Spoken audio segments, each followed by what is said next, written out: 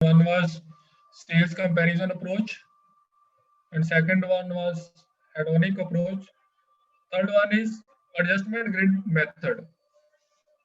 So it is similar to sales approach. इसमें थोड़ा difference ये है कि उसमें हमने मल्टीप्लायर्स फाइंड आउट किए थे और उसके बाद एडजस्टमेंट की थी।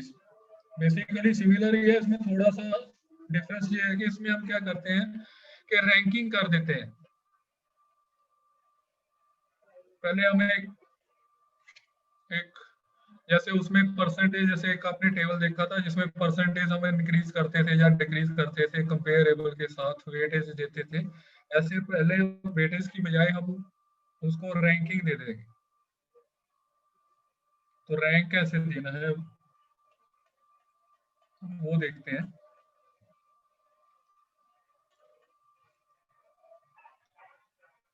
इसमें क्या कहते करते हैं कि जितना हायर क्वालिटी होगी उतना रैंक देंगे हम।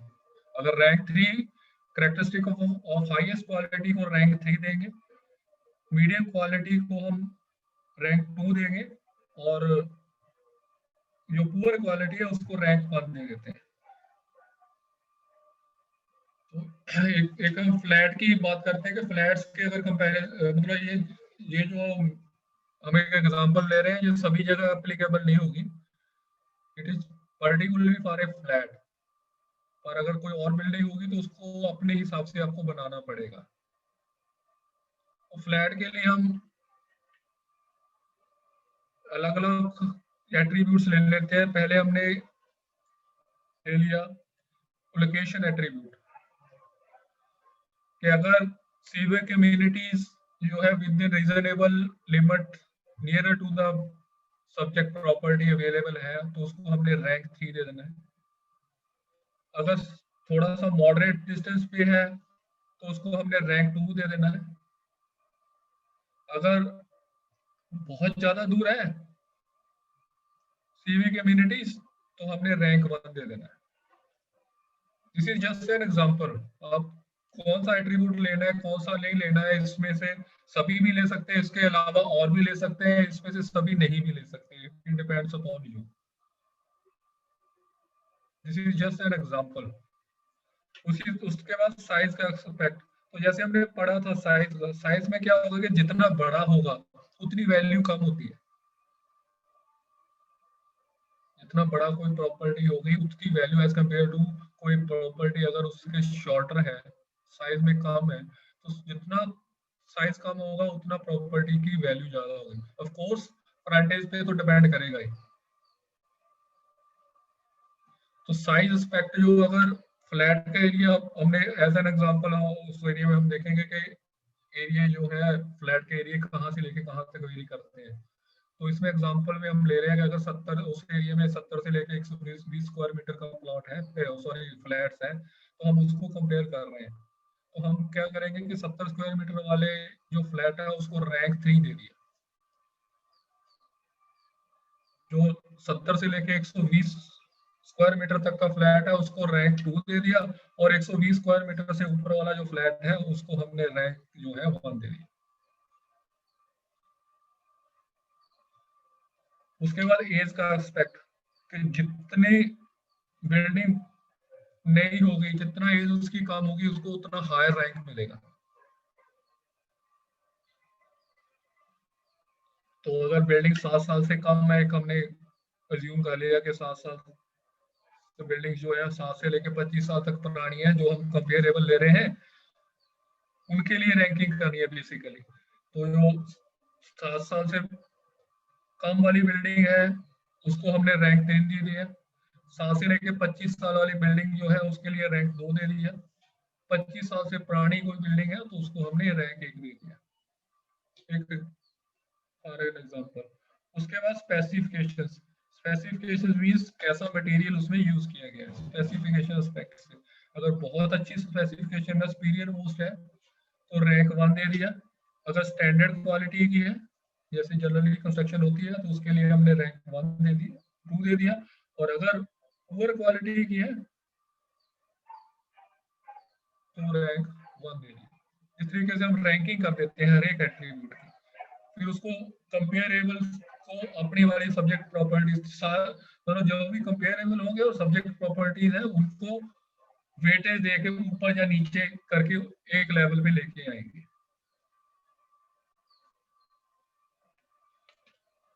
लाके उसके बाद फिर जैसे एडजस्टमेंट पहले किया था वहां पे हमने मल्टीप्लायर बना लिए थे, यहाँ पे मल्टीप्लायर नहीं बनाएंगे, एक परसेंटेज ही सीधी कर लेंगे, सीधे मल्टीप्लायर की बजाय परसेंटेज से ही मल्टीप्लाई कर लेंगे।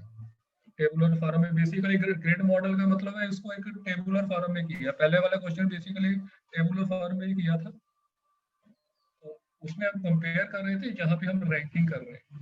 तो इसमें ये याद रखना वहां पे जैसे किया था कि अगर हमने सभी प्रॉपर्टीज को, सभी कंपेरेबल को और सब्जेक्ट प्रॉपर्टी को एक लेवल में लेके आना है।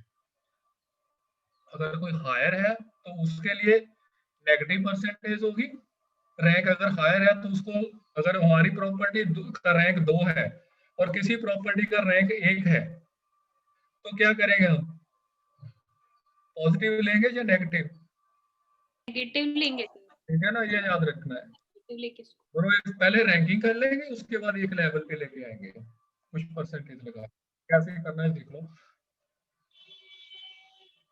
A residential flat is situated on the first floor of a building, 6-year-old.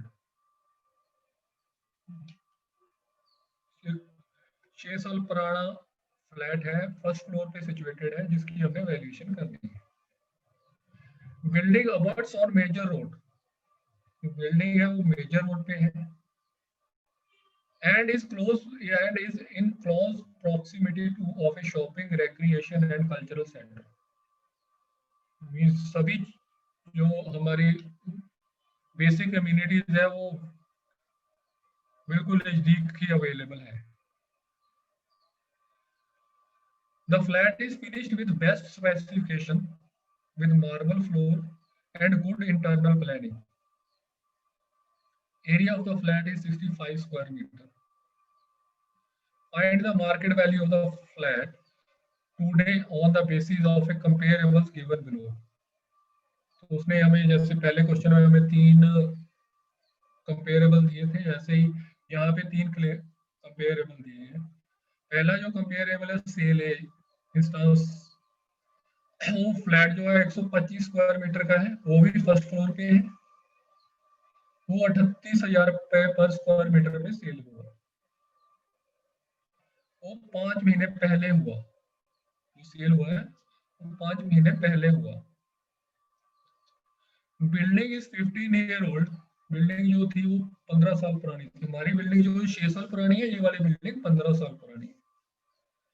And is situated on a secondary road, वो मेन रोड पे नहीं है, वो सेकेंडरी रोड पे है, but abuts to the shopping complex and cultural and recreation centre. Road से थोड़ा दूर है लेकिन बाकी जो बेसिक कम्युनिटी है उनके नजदीक ही है। This flat is of standard specification, इसकी जो स्पेसिफिकेशन है स्टैंडर्ड है, और कास्ट इन सिचू मोजाइक फ्लोर जो है यूज किया गया है इसमें, फ्लोरिंग जो है।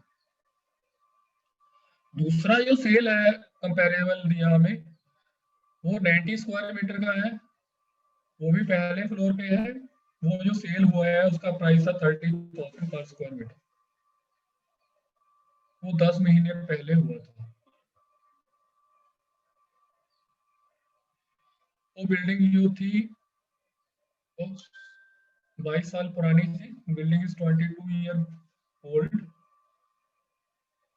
situated in a middle class locality, narrow lane and away from the shopping complex, cultural and recreational center. The flat is of poor specification. तीसरा जो फ्लैट है वो 100 स्क्वायर मीटर का है, वो पहले फ्लोर पे है, वो 42,000 पर स्क्वायर मीटर के हिसाब से सेल हुआ, 6 महीने पहले सेल हुआ। बिल्डिंग जो है वो 10 साल पुरानी है, वो मेजर रोड पे सिचुएटेड है, surrounded by first class income group occupier, जो रहने वाले वो हायर इनकम ग्रुप के पर्सन है उस एरिया में, but away from shopping complex, recreation and cultural centre, basic immunity से दूर है। Flat is of superior most specification with marble floor.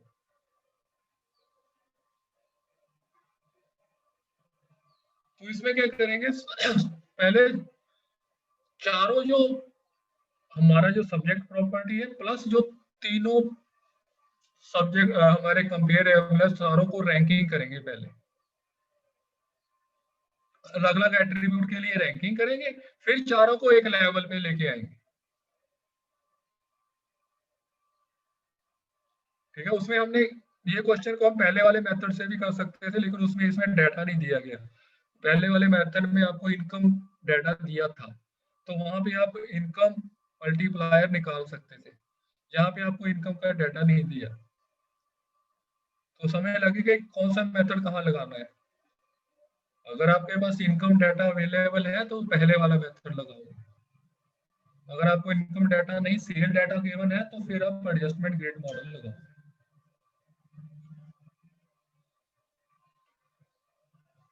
अब इसमें हमने एक टेबुलर फॉर्म में कर लेते हैं ताकि क्लियर हो जाए। और जो हमें दिया गया डाटा उसको एक बार पढ़ लो, इसको स्टडी कर लो इसको एक बार, फिर हम शुरू करते हैं। कोई चीज नोट करनी है तो इसमें से नोट डाउन कर सकते हो।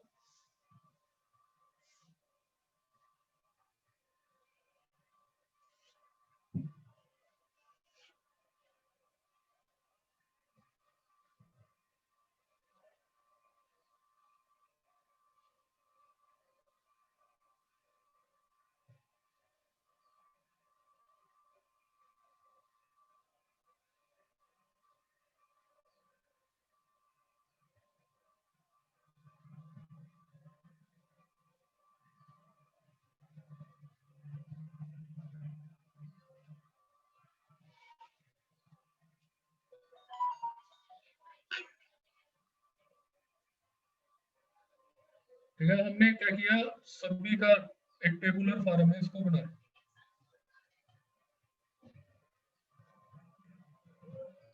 पहला आ गया serial number, property characteristics, subject property की डिटेल पहले कॉलम में आएगी। उसके बाद तीनों प्रॉपर्टीज का डाटा आ गया, और रिमार्क्स लास्ट वाला कॉलम में। तो आप अपने हिसाब से भी बना सकते हैं, कोई ऐसा पेट फॉर्मेट नहीं है इसके लिए।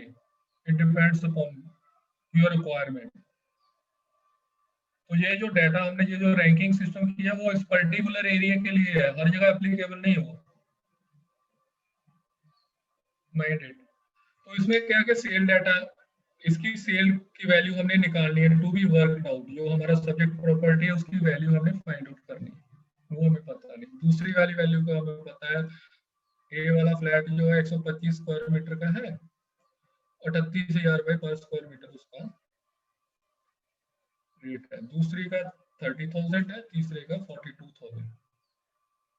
तो पहले वाली आपने रो से, यहाँ से आपको क्लियर हो जाएगा कि हमारा जो फ्लैट है वो उसका साइज सभी फ्लैट से कम है। तो यहीं से आपको क्लियर हो जाएगी एक बात कि आपकी जो वैल्यू है it will be on the higher side as compare to the other properties,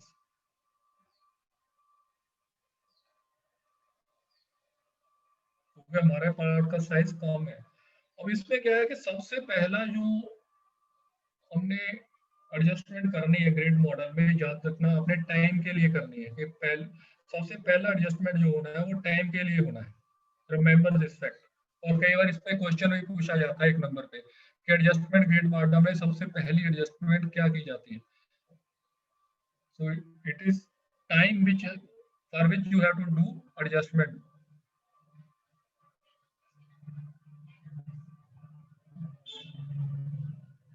ठीक है, तो पहले वाली जो हमारा प्रॉपर्टी जिसकी वैल्यूएशन करनी है वो आज की डेट में करनी है। ए नंबर प्रॉपर्टी 5 महीने पहले सेल हुई है, बी नंबर प्रॉपर्टी जो है 10 महीने पहले सेल हुई है, सी नंबर प्रॉपर्टी 6 महीने पहले सेल हुई। कई बार ऐसा भी हो सकता है कि फ्यूचर डेट भी दी हो आपको, फिर वहां पे आपको माइनस करना पड़ेगा कि फ्यूचर में सेल होनी है, 6 महीने बाद सेल होनी है, पर रेट दिया है हमें 42,000। कई बार ऐसा भी हो सकता है कि 6 महीने बाद सेल होनी है, क्वेश्चन में ऐसा भी हो सकता है। तो इसलिए प्लस लिखा है, प्लस का प्लस इसीलिए लिखा है जिसको सिग्निफाई के पास्ट में हुई है, अगर फ्यूचर में होगा तो इट विल बी माइनस। तो ये हमने एज्यूम कर लिया, वैसे क्वेश्चन में दिया गया होगा कि हमने एज्यूम कर लिया कि राइज जो है 1% पर मंथ हो रहा है। आप इसको 0.5 भी ले सकते हो, it depends upon you. Otherwise question जब आएगा, क्वेश्चन में कई बार इस यहाँ पे हमें डाटा एज्यूम करना पड़ा क्योंकि डाटा नहीं दिया था। अदरवाइज अगर पेपर में आएगा तो डाटा आपको गिवन होगा सारा, इसलिए यहाँ पे कंफ्यूजन नहीं होना कि 1% कहाँ से आ गया। It is just assumptions.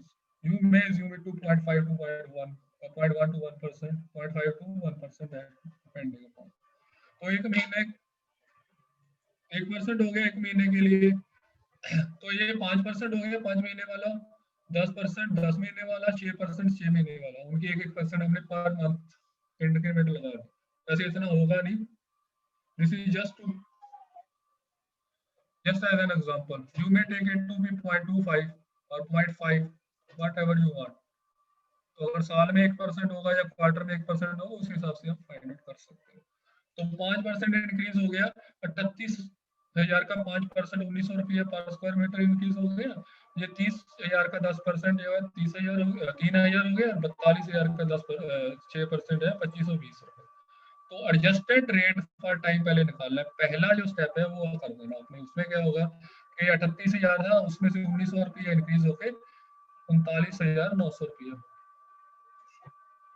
ये जो आपका 30,000 था वो 3,000 ऐड होके 33,000 पर स्क्वायर मीटर हो गया, और ये 42,000 था, ये 2,520 रुपये इंक्रीज होके 43,520 रुपये पर स्क्वायर मीटर हो गया। सबसे पहला स्टेप आपको ये करना है कि you have to apply adjustment for the time. उसके बाद फिर हम अलग अलग एट्रीब्यूट्स लेंगे, उन एट्रीब्यूट्स को कैसे करना है। सबसे पहले हमने ले लिया लोकेशन का एस्पेक्ट, पहला जो एट्रीब्यूट हमने लोकेशन वाला ले लिया। अब हमारा जो सब्जेक्ट प्रॉपर्टी है वो उसकी लोकेशन सबसे अच्छी है, वो हमें दिया है कि फ्लैट जो है वो मेजर रोड पे है, रिक्रिएशनल एंड शॉपिंग सेंटर सब कुछ नजदीक है। इसको हमने रैंक 3 दे दिया,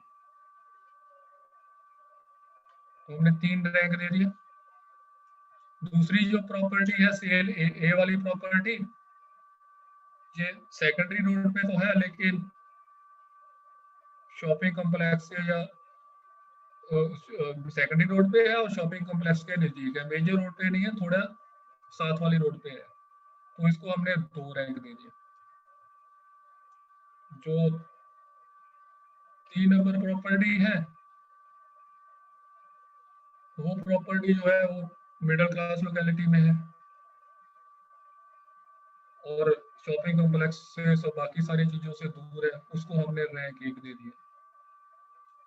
और जो तीसरी प्रॉपर्टी है उसमें वो शॉपिंग कॉम्प्लेक्स से तो थोड़ा दूर है लेकिन उसका जो सराउंडिंग है उसमें हाई इनकम ग्रुप के लोग रह रहे हैं, तो नेचुरली रेट थोड़ा हायर होगा, तो उसको हमने रैंक 2 दे दिया। जितनी इंफीरियर होगी उतना रैंक जो है कम होगा, तो इसलिए हमने ये 3, 2 और 1 रैंक दे दिया। अब हमने सभी प्रॉपर्टीज को हमारी सब्जेक्ट प्रॉपर्टी के लेवल पे लेके आना है। हमने कहा कि एक रैंक वाले को एक पर रैंक के लिए हमने 10% इंक्रीमेंट या डिक्रीमेंट देनी है। हमारी प्रॉपर्टी तो 3 नंबर है, 3 रैंक है, जी ए वाली प्रॉपर्टी उसका 2 रैंक है। 2 रैंक को 1 रैंक पे 3 रैंक पे लाने के लिए क्या करना पड़ेगा, उसको ऊपर उठाना पड़ेगा। तो 10% हमने 1 रैंक के लिए 10% इंक्रीमेंट लगा दी, तो एक 10% इंक्रीमेंट होगी इसमें। जो बी प्रॉपर्टी है उसका रैंक 1 है, उसको 3 नंबर पे लाने के लिए क्या करना है, 1 रैंक के लिए आपने 10% रखा है, तो 2 रैंक के लिए आपका 20% इंक्रीमेंट होगा। सिमिलरली जो तीसरी प्रॉपर्टी है उसका 2 रैंक है, उसमें भी आपने 10% वेटेज देनी पड़ेगी आपको हमारे वाली प्रॉपर्टी के बराबर लाने पे। तीनों प्रॉपर्टी अब चारों प्रॉपर्टी एक लेवल पे आ गई as far as location aspect is concern. Similarly फिर साइज का एस्पेक्ट, क्योंकि हमारी प्रॉपर्टी जो इसका साइज सबसे कम है उसको हमने 3 रैंक दे दिया। फिर हमने पहले एक एग्जम्पशन की है साइज के लिए कि 70 से नीचे वाले को 3 रैंक देना है, 70 से 120 वाले को 2 रैंक देना है, 120 से ऊपर वाले को 1 रैंक देना है। ये हमने पहले ज्यूम कर रखा है। इस हिसाब से हमने रैंकिंग कर दी। हमारे वाला 70 से कम है, 65 है, इसको 3 रैंक दे दिया। दूसरा जो फ्लैट है वो 125 है, 120 वाला 120 से ऊपर वाले को 1 रैंक देना है, हमने 1 रैंक दे दिया। 75 से 1 वाले को 120 वाले को 2 रैंक देना है। ये दोनों जड़े है, ये वाला जो है 90 का है और ये जो है 100 का है। It is in between 75 to 120। हमने इनको 2 रैंक दे दी। इस तरीके से इनकी रैंकिंग कर दी।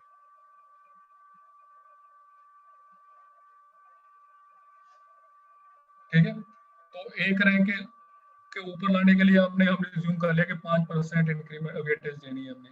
तो 1 रैंक है तो इसको 2 रैंक ऊपर ले जाना पड़ेगा, तो 10% हो गया। सिमिलरली इसका 2 रैंक है तो 1 रैंक ऊपर ले जाना है तो 5% वेटेज दे देंगे। इसका भी 2 रैंक है तो उसको 3 रैंक पे लाने के लिए 5% वेटेज दे देंगे। अब हमारी जो चारों प्रॉपर्टी है वो साइज के एस्पेक्ट से एक।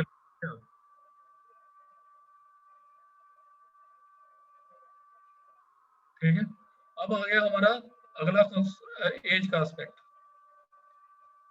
एज हमारी जो प्रॉपर्टी है वो 6 साल पुरानी है। दूसरी प्रॉपर्टी जो है 15 साल है। तीसरी प्रॉपर्टी 22 साल पुरानी है। चौथी प्रॉपर्टी भी 10 साल पुरानी है।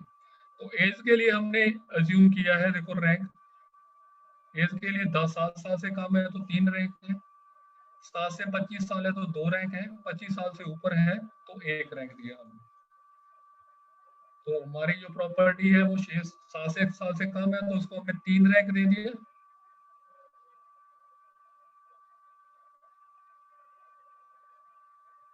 बाकी तीनों प्रॉपर्टी जो है वो 7 से 25 साल के बीच है, तीनों का रैंक जो है वो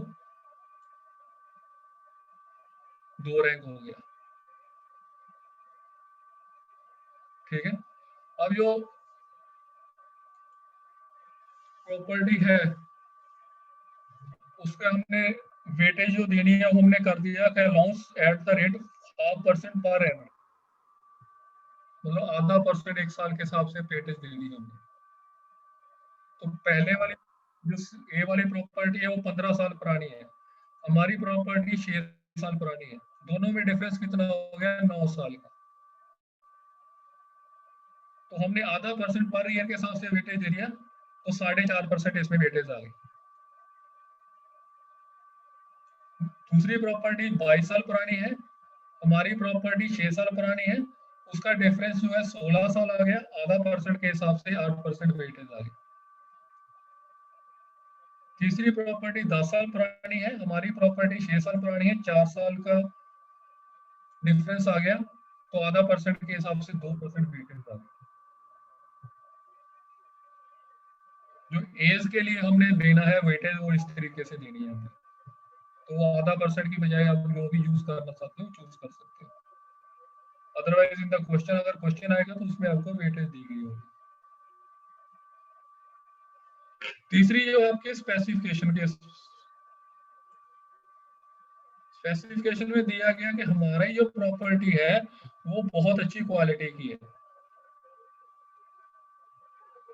इस finished with best specification, marble flooring लगी है, तो इसका 3 रैंक हो गया। दूसरी प्रॉपर्टी जो है स्टैंडर्ड स्पेसिफिकेशन की, स्टैंडर्ड स्पेसिफिकेशन के लिए हमने कहा कि हमने रैंक 2 देना है। जो पुअर क्वालिटी वाला है उसको रैंक 1 देना है अपने। तो जो ये तीसरा नंबर वाला है इसको रैंक 1 दे रखे हैं, ये वाला चौथे वाला ये भी फिर सुपीरियर क्वालिटी का है, तो इसका भी रैंक 3 हो गया। तो इस तरीके से पहली प्रॉपर्टी का, हमारी प्रॉपर्टी का रैंक 3 हो गया, दूसरी का 2 हो गया, तीसरी क्योंकि पुअर क्वालिटी की का रैंक 1 हो गया, तीसरी भी सुपीरियर क्वालिटी है, इसका रैंक 1 हो गया, सॉरी 3 हो गया। अब इस सभी को एक लेवल पे लाने के लिए, एक रैंक के लिए हम मान लो 5% जो है वेटेज दे रहे हैं, तो एक रैंक ले जाने के लिए 10% इंक्रीमेंट लगानी, 5% होनी, सॉरी, यहाँ पे एक रैंक के लिए 5%, 10% होगी, 2 रैंक के लिए अब 20% करनी पड़ेगी यहाँ पे आपको। तीसरे का रैंक 3 है तो नील होगी। इन सभी को ऐड कर लेना परसेंटेज को, आगे चेक कर लेना वैल्यू, सभी वैल्यूज को आपने ऐड कर देना कि कितने परसेंट अपने इंक्रीमेंट लगानी है। ये 4.5% है, 10%, 10%, 20%, 4.5% और 10%, 34.5% आ गया। ऐसे ये चेक कर लेना, 48 से शायद ज्यादा आएगा, और ये आपकी 17% आ गई। अब इतने परसेंट आप इंक्रीमेंट लगा के आप वैल्यू निकाल लोगे।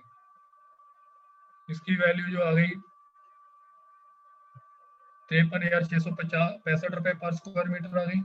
इसकी वैल्यू 48,440 रुपए आ गई। इसकी 52,088 आ गई।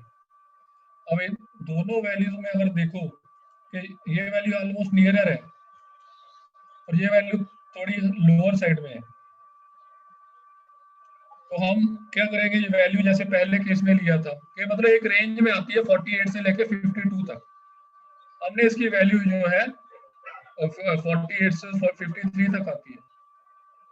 तो क्योंकि हमारे वाला फ्लैट जो है वो बढ़िया क्वालिटी का ही है, ऑलमोस्ट सभी में रैंक 3 ही मिल रहे हैं उसको, तो हम उसको वैल्यू जो है 53,000 ले लेते हैं पर square metre on the safer side.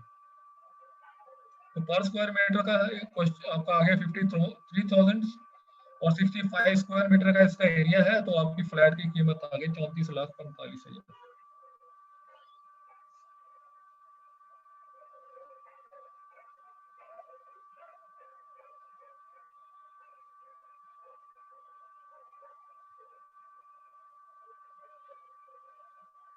इस तरीके से हम एडजस्टमेंट ग्रिड मॉडल से आप। सर इसमें एक चीज पूछनी थी। हेलो। हाँ जी, हाँ जी। हाँ सर, इसमें जो अपन ने वेटेज लिया है, कहीं 10% लिया है, कहीं 5% लिया है। अदरवाइज क्वेश्चन में आपको दिया गया होगा।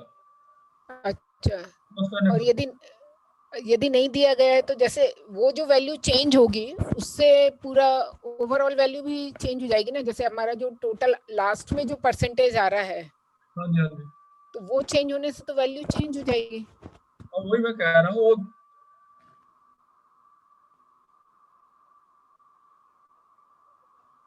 वो वैल्यू थोड़े वो हायर आ जाएगी, कोई बात नहीं, वो उसमें आप चेक कर सकते हो। मैं तो एक एग्जांपल लेके आपको बता रहा हूँ कि किस तरीके से आपने एडजस्टमेंट ग्रिड मॉडल अपने अप्लाई करना है। ठीक है सर, ठीक है, थैंक यू सर। अक्सर में जो क्वेश्चन आएगा उसमें क्या होगा कि आपको वेटेज दी गई होगी, रैंकिंग आपको अपने आप करनी पड़ेगी। ओके, ठीक है, उस हिसाब से आप वेटेज दे दो, तो वेटेज लगा के आप कर सकते हो। वो सभी वेटेज नहीं लगानी पड़ेगी, वहां पे एक पर्टिकुलर साइज के लिए या लोकेशन के लिए जहाँ स्पेसिफिकेशन के लिए आप ऐसा। तो अगर आपने क्वेश्चन आपने वैसे कोई प्रैक्टिकली इवैल्यूएशन करनी है तो इस तरीके से आप अप्लाई कर सकते हैं। अदरवाइज क्वेश्चन में आपको सभी चीज गिवन होगी, वहां अजम्पशन नहीं होगी। और दूसरी बात सर प्रैक्टिकल में भी तो वेरी करेगी ना, यदि हम ये जो वेटेज जो ले रहे हैं यदि ये हमारा चेंज हो रहा है। मैं वही कह रहा हूँ कि वेरी कर रही है, जैसे इसमें कर रही है वेरी, मतलब एक वैल्यू तो अब फिर भी आपकी एक वैल्यू नहीं आएगी ना, जिसमें भी देखो अगर वेरी कर रही है, अभी भी वेरी कर रही है आपकी वैल्यू, वेरी फ्रॉम 48 to 3। नहीं सर, मैं इसकी बात कर रही हूँ, जैसे हमारा जो टोटल 34 आया है, हाँ जी, ये जो टोटल परसेंटेज आया है, जैसे हम वेटेज अलग अलग ले रहे हैं, मान लीजिए जैसे हमने यहाँ पर वेरी करेगी तो तो सभी के लिए वेरी करेगी। अगर आपकी वैल्यू 34 की बजाय हाँ 38, तो ये भी 48 के बजाय 53 हो जाएगा, ये भी 70 के बजाय 22 हो जाएगा, सभी में वेरिएशन आएगी। हाँ, मतलब ये जितने भी मेथड है, कोई भी मेथड जो है वो स्पेसिफिक उसका कोई प्रोसीजर नहीं है। जितने भी हम मेथड कर रहे हैं, these are all based upon analytical, जो आप स्टैटिस्टिकल एनालिसिस पे है, ये स्टैटिस्टिक्स ही है सारा। स्टैटिस्टिक्स के हिसाब से अब जैसे आप आपने देखा होगा कि जब इलेक्शन होते हैं तो स्टैटिस्टिक्स के बेस पे वो निकालते हैं कि इतनी सीट ये ले लेगी, इतनी सीट ये ले लेगी, और कई बार वो बिल्कुल ही गलत हो जाता है, कई बार बिल्कुल एग्जैक्ट आता है। नहीं सर, वो तो ये चीज तो समझ में आ गई, लेकिन मैं प्रैक्टिकल की बात कर रही थी। सपोज मेरे को इसी प्रोसेस से एक वैल्यूएशन रिपोर्ट देनी है। अब मैंने जो वेटेज ली थी उससे, जैसे अभी ये अपना 34% आ रहा है, 48% आ रहा है, यदि मैंने वेटेज चेंज कर दी तो ये 34 की जगह हो सकता है 24 आ जाए, तो मेरी जो फाइनल वैल्यू है वो चेंज हो जाएगी ना। तो सॉरी मैडम, कोई भी आप मेथड लगाओगे, अभी अगर लैंड एंड बिल्डिंग की बात करते हैं, हाँ तो बिल्डिंग की कॉस्ट जो है उसका कोई हार्ड एंड फास्ट रूल नहीं है। तो अगर आप ले रहे हो 1200 रुपए पर स्क्वायर फीट, मैं ले हाँ रहा हूँ 1500 रुपए पर स्क्वायर फीट, तो वो वैल्यू चेंज आएगी। ऑब्वियसली। तो सर उसके लिए वही चीज समझना था कि तो क्या मैं वही सही कह रहा होगा। हूँ कि इनका कोई भी पर्टिकुलर मेथड, कोई भी पर्टिकुलर वैल्यू नहीं दी गई कहीं भी। हाँ, कोई ऐसा कोड एक्चुअल में क्या है कि अभी तक हमारा जो इंडियन वैल्यूएशन स्टैंडर्ड बना ही नहीं है। तो ये सब अपने ऑब्जर्वेशन पे डिपेंड करता है। आपके actually this is your opinion, valuation is your opinion. Okay. Even otherwise भी अगर देखो तो यहाँ पे आप जो बाकी के दो मेथड है उसमें थोड़ा सा ये है कि इनकम अप्रोच में या कॉस्ट अप्रोच में क्या है कि आपकी एक वैल्यू पे आप पहुंचते हो, लेकिन हाँ इसमें क्या है कि मार्केट अप्रोच में एक पर्टिकुलर वैल्यू पे नहीं पहुंचते, एक राइट। रेंज होती है आपके पास। हाँ अब उस रेंज में से पर्टिकुलर वैल्यू लेनी वो भी अलग है। हाँ अब हो सकता है कि ऐसे ये 48 से 840 आया था, दूसरा 53,000 है, 52,000 आया, मैं 51,000 ले लूँ, अब 52,000 ले लूँ, 53,000 ले लूँ। हाँ। तो ये सारी एजम्पशन है, ये आपका ओपिनियन है, कोई ओके। पर्टिकुलर वैल्यू आएगी ही नहीं। ये जैसे हम लोग मैथमेटिक्स का क्वेश्चन लगे थे तो वहां पे एक पर्टिकुलर वैल्यू आती थी, यहाँ पे कोई भी वैल्यू से कोई भी दो वैल्यूज की वैल्यू सेम नहीं आएगी। अगर ओके सेम आ रही है तो इसका मतलब आप दोनों मिले हुए हो। ठीक है, थैंक यू सर। सर ये जो हमने अभी फर्स्ट मेथड की है कॉस्ट अप्रोच, नहीं की सर, अभी हमने इनकम अप्रोच की है और मार्केट अप्रोच। नहीं सॉरी ये sale comparison method, sorry sir. Sir वो एप्लीकेबल नहीं होगा ना इसमें? क्योंकि वहाँ पे हमारे पास इनकम की डाटा अवेलेबल नहीं है ना, इसीलिए वो मेथड वहाँ पे लगा, यहाँ पे लगा नहीं सकते। वहाँ पे आपने मल्टीप्लायर निकाले थे, तो यहाँ पे हमने रैंकिंग की है। हम्म, ठीक है। और सर ये जो मतलब लोकेशन की रैंकिंग है सर, ये थोड़ा वेरी हो सकती है ना, मतलब पर्सन टू पर्सन? हो गए सर, सभी में वेरिएशन हो सकती है, इवन स्पेसिफिकेशन में भी हो सकती है, एज में भी हो सकती है। मैंने हाँ आधा पर्सन ले लिया, आप 1% ले रहे हो, तो सर एग्जाम, मतलब कोई भी हार्ड एंड फास्ट कहीं पे लिखा नहीं है कि इतना ही लेना है। क्योंकि अभी तक जो आप वैल्यूएशन करते रहे तो वैसे हम लोग कंपेयर मेथड यूज करते थे, जो लोग वैल्यूएशन कर रहे हैं वो कर रहे थे कंपेयर जो कमर्शियल प्रॉपर्टी जैसे शॉप है। अब शॉप की आप लैंड एंड बिल्डिंग से नहीं कर सकते। एक शॉप है तो शॉप जो है वो पर्टिकुलर रेट पे ही सेल होगी, 15 लाख की, 20 लाख की, 25। वहाँ पे ऐसा नहीं है कि आप लैंड का रेट लो, बिल्डिंग का रेट लो, उन दोनों को ऐड करो। शॉप एक शॉप की तरह ही, एक चाहे वो रेजिडेंशियल एरिया में भी शॉप हो, कमर्शियल होगी, तो उसकी value it will be higher than the residential property. तो वहाँ पे हम मेथड यूज कर रहे थे कंपेयर, लेकिन वहाँ पे कोई इस तरीके से उनके वहाँ पे कोई वेटेज नहीं देते थे, कहीं कोई कंपेरेबल चूज नहीं करते थे, वैसे ही देखते थे कि मार्केट में एक शॉप जो है वो 15 लाख की बिकी है, इसका थोड़ा साइज बड़ा है या कम है, तो उस हिसाब से नेगेटिव पॉजिटिव करके वो वैसे ही नहीं, वो भी 15 लाख की थी, इसको भी 15 लाख की सेल कर देते, उसकी वैल्यू 15 लाख नहीं देते थे। लेकिन कोई एट्रीब्यूट नहीं लेते थे, कोई उनको दोनों को कंपेयर करके एक लेवल पे नहीं लेके आने। मकसद है कि जो आपने कंपेरेबल लिए हैं 2 3 4, उनको एक लेवल पे लेके आना है, और ये प्रोसीजर है। प्रोसीजर ऐसा है, उसके बाद उसके उसके अंदर की जो वैल्यूज है they may vary from person to person, वो एक्सपीरियंस पे डिपेंड करता है। आप जितना एक्सपीरियंस होते जाओगे आपको पता चलता जाएगा। पहली बार करोगे तो हो सकता है कि कुछ हायर हो, क्योंकि एज ए वैल्यूर आपने देखना है कि कहाँ पे यूज होनी है। अगर बैंकिंग या फाइनेंशियल इंस्टीट्यूशन के लिए यूज बना रहे हो आप, तो आप थोड़ा कम परसेंटेज दोगे। अगर किसी और पर्पज के लिए है तो थोड़ा वहाँ पे हायर परसेंटेज भी दे सकते हो। अदरवाइज भी अगर मान लो आप किसी प्रॉपर्टी को थोड़ा हायर देना चाहते हो या लोअर देना चाहते हो तो क्यों दिया? आपके पास एक बेसिक डिफरेंट है कि मैंने ये प्रोसीजर फॉलो किया था। उसके बाद अभी यहाँ पे बात खत्म नहीं हो जाती। और आपको संजय पटेल सर ने उस दिन बताया था मीड मॉड मीडियन निकालना है, फिर आप अलग अलग वैल्यूज निकालोगे कंपेरेबल से, और कौन सी वैल्यू लेनी है, मॉड लेना है या मीडियन लेना है, कहाँ पे क्या चीज़ लेनी है, वो इकोनॉमिक्स में हो जहाँ पे यूज करनी है। तो अलग बात है कि यहाँ इस क्वेश्चन में नहीं हमने यूज की। अदरवाइज एज ए वैल्यू जो चीज़ आपको इकोनॉमिक्स में संजय पटेल सर ने बताई थी वहाँ पे कि रियल स्टेट में आपने कैसे यूज करना है इकोनॉमिक्स को, you can use that also. These are all statical analysis methods. कोई पर्टिकुलर वैल्यू नहीं आएगी। पर्टिकुलर वैल्यू मार्केट अप्रोच में you will get a range of values. Of course it will be different for different persons. आपका perspective कुछ और हो सकता है, मेरा पर्सपेक्टिव कुछ और हो सकता है। मैं कुछ और रैंकिंग कर सकता हूँ, मैं कोई और परसेंटेज चूज कर सकता हूँ, अनटिल अनलेस क्वेश्चन में आपको दिया गया है। तो सर जैसे अगर रैंकिंग हमारी डिफरेंट होगी तो क्वेश्चन में हमें रेंज मिलेगी ना फिर आंसर्स में? तो मिलेगी, अगर क्वेश्चन आएगा वही मैं बता रहा हूँ, वहाँ पे आपको क्वेश्चन में आपको मिलेगी। ठीक, थैंक यू।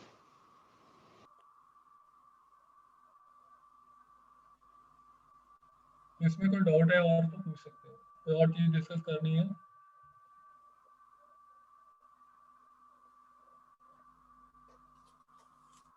जो लास्ट क्वेश्चन में हमने जैसे वेटेज की बात करें, तो अगर जैसे हमारी बिल्डिंग का कोई सा भी पार्ट में अगर वेटेज 1 आता है, तो जो कंपेरेबल प्रॉपर्टीज है उनका भी वेटेज 1 पर लाकर हमको करना पड़ेगा, मतलब माइनस करना पड़ेगा परसेंटेज। माइनस करेगा, वही बता रहा हूँ सर। अगर देखो लोअर से ऊपर को जाना है तो प्लस होगा, ऊपर से नीचे को आना है तो माइनस। ठीक है, माइनस भी हो सकता है, ठीक। It may be positive, it may be negative. Okay. By chance इसमें सभी पॉजिटिव आए हैं, may be in some cases it may be negative. Thank you. अब बेसिकली इसका मकसद क्या है? देखो जहां से हम शुरू हुए थे, अब यहाँ से ये वाली प्रॉपर्टी की वैल्यू है 30,000 रुपए पर स्क्वायर मीटर, और इस प्रॉपर्टी की वैल्यू है 42,000 पर स्क्वायर मीटर। तो जो कंपेरेबल थे उनके में जो डिफरेंस था वो 12,000 रुपए पर स्क्वायर मीटर का था। बेसिक इसका पर्पस क्या है करने का, मैं वो बता रहा हूँ। पहले इन दोनों में डिफरेंस देखो कितना है, 12,000 रुपए का आपस में। मतलब रेंज जो है 6,000 से लेके 12,000 तक का डिफरेंस है। जब आपने ये सारा कुछ लगा दिया, एंड में जो आपका आया देखो कितने का डिफरेंस रह गया तीनों वैल्यूज में, अप्रोक्सीमेटली 1,000 से लेके 5,000 का डिफरेंस रह गया। जो डिफरेंस था उसको बेसिकली हमने कम किया।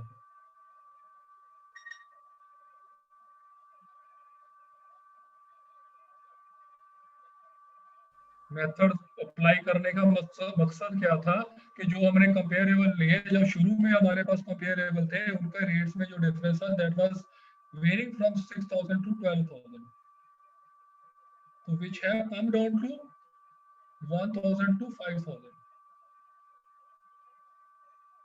This is the basic purpose कि हमने ये मेथड क्यों लगाया। तो दैट इज डिफरेंट इशू के डिफरेंट पर्संस के पर्सपेक्टिव से डिफरेंट आएगी वैल्यू। मकसद इसका क्या है कि जो डिफरेंस है अलग अलग प्रॉपर्टीज में, उनको एक लेवल पे लेके आना है। बेसिकली हमने अपने वैल्यूएशन को डिफेंड करना है। कल को मैंने 53,000 पर स्क्वायर मीटर रेट लगाया, why I have used this method. Otherwise आपको कभी भी कोई नहीं कहेगा कि आपने 53,000 क्यों लगाया। हाँ, कभी प्रॉब्लम आती है, आपका अकाउंट एनपी हो जाता है, आपको अपनी वैल्यूएशन डिफेंड कर, तो अगर आपने आर्बिट्रेरली 53,000 लगाया होगा तो आपके पास कोई भी डिफेंड करने के लिए कुछ नहीं होगा। अगर आपने एक प्रोसीजर सेट प्रोसीजर फॉलो किया, दैट इज डिफरेंट इशू कि आपने परसेंटेज क्या ली थी क्या नहीं ली थी।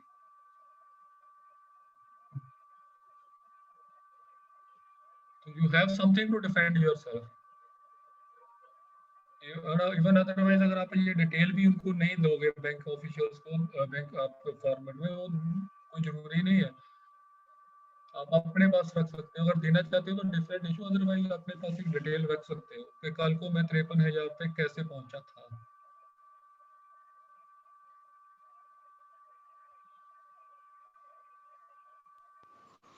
सर हमने 53,000 किस बेस पे लिया था एक बार बताएंगे? एवरेज तो नहीं आई है।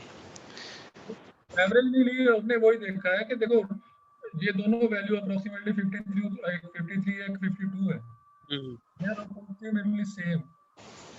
पीछे वाली वैल्यू वो 48 है, वो काफी नीचे है, 5,000 पर स्क्वायर मीटर का फर्क है।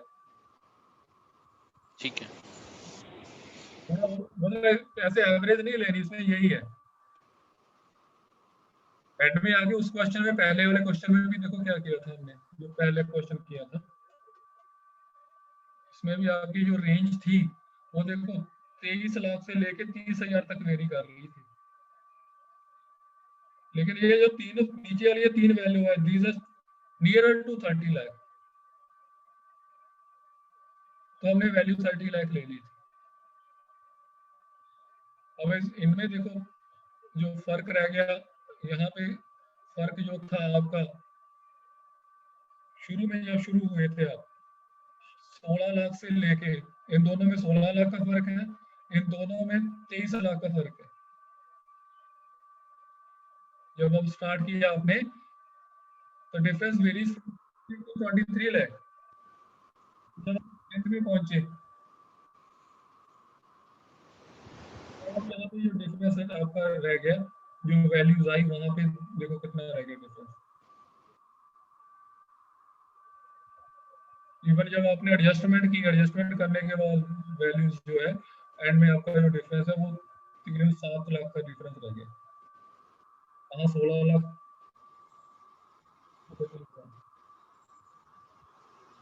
तो उस चीज को क्लियर लाना है, हमने डिफरेंस कम से कम करना है, बेसिक हमारा पर्पस है। Yes sir. तो हमको ये सारी केस स्टडीज मिलेंगे ना सर? हाँ जी, हाँ, वो सारा डाटा मिलेगा आपको, कोई भी डाटा जो है वो आपको व्यू नहीं करना पड़ेगा, अभी डाटा ठीक है सर। क्वेश्चन पूरा नहीं आएगा, कोई पर्टिकुलर एक जैसे लोकेशन के लिए या स्पेसिफिकेशन के लिए कैसे आप निकालोगे वो आ सकता है। नहीं, मैं ये पूछ रहा हूँ सर, जो आप मुझे ये बता रहे हैं वो सब मिलेगा ना अभी हमें, ताकि हम उसको बाद में पढ़ सकते हो फिर से? वो तो सारा मिलता ही है सर, पहले वाला भी आपको पूरा मिलेगा। ठीक है सर, थैंक यू। ऐसा कोई लेकिन नहीं मिलेगा।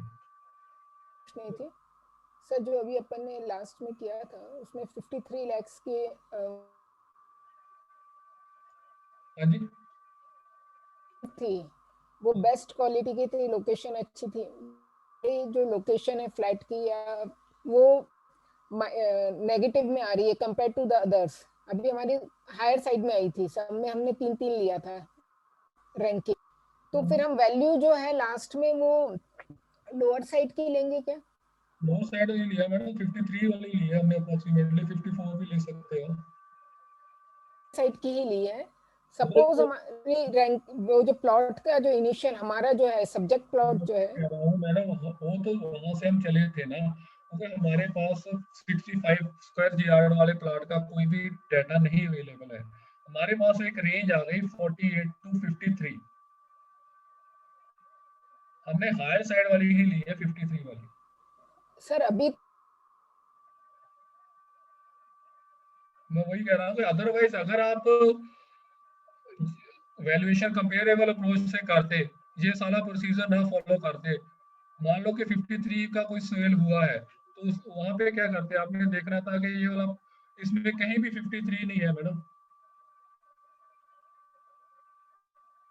जो प्लॉट सेल, जो तीनों फ्लैट सेल हुए हैं, the value varies from 42 to 38 to 30 to 42।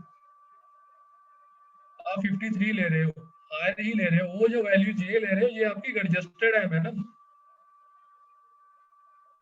आप उसको एडजस्टेड वैल्यू से मतलब कंपेयर ना करो। और ये सोच रहे हो कि 65 वाले की ज्यादा आनी चाहिए, ज्यादा ही आ रही है, आप 53 ले रहे हो। अब ये कंपेयर वाली ना देखो, ये तो हमने एडजस्ट की है, राइट। उस आदमी को एक लेवल पे लेके आए हैं। तो ना देखो मैडम, जहां से चले थे, चले कहां से थे हम? Value was varying from 30 to 42 per square meter, 42,000, and our value is 53,000 per square meter. It is quite higher. अब अगर अदरवाइज अगर आप लगाओगे 53,000 पर स्क्वायर मीटर, तो आप जस्टिफाई नहीं कर सकोगे, क्योंकि उस एरिया में 53,000 पर स्क्वायर मीटर के हिसाब से कोई भी फ्लैट सेल ही नहीं हुआ।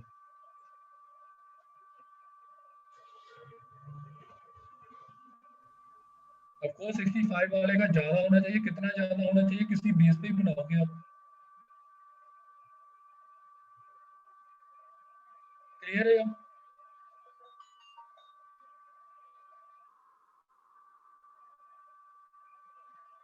Any other doubt?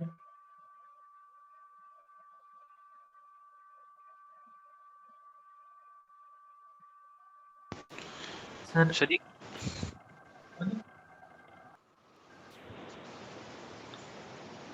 Hello hello sir. हाँ सर, ये न्यूमेरिकल जो केस स्टडी के लिए आता है सर, जनरली इनकम अप्रोच से आता है या मार्केट से, या स्टडी सारी करेंगे, उसमें इनकम अप्रोच से भी आ सकता है, कॉस्ट अप्रोच से भी आ सकता है, आपका मार्केट अप्रोच से भी आ सकता है। वो कैसे न्यूमेरिकल आएंगे वो डिस्कस करेंगे। अभी केस स्टडीज नहीं की है हमने, अभी तो बेसिक कर रहे हैं हर एक मेथड का। केस स्टडीज में कल को सारे मेथड से करवाऊंगा अलग से। वो किसी मेथड से भी आ सकता है, कैसे अप्लाई करना है पहले बेसिक आपको पता होगा, तभी आप केस स्टडीज कर पाओगे। These are the basic things which are to be used in the case studies. Otherwise, इसमें से theoretical क्वेश्चन आ सकता है, थ्योरी में एक क्वेश्चन आ सकता है, जैसे इसमें आ सकता है कि ये वाला क्वेश्चन कई बार आता है कि सबसे पहली एडजस्टमेंट आप किसके लिए करते हो। तो first adjustment is done for time in adjustment grade model. First of all you will, और दूसरा हो सकता है कि इसमें कोई पर्टिकुलर वैल्यू नहीं आएगी, इसमें you will get a range of values.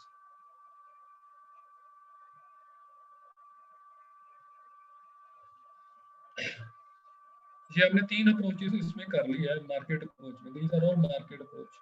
तो market approach is basically comparable approach, comparable sale approach.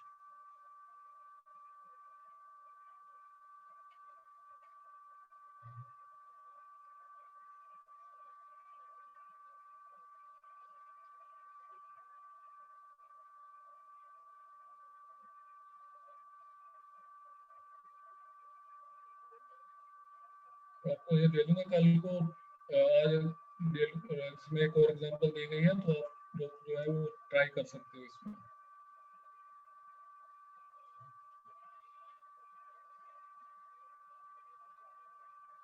उसके बाद नेक्स्ट जो टेक्निक है that is residual technique.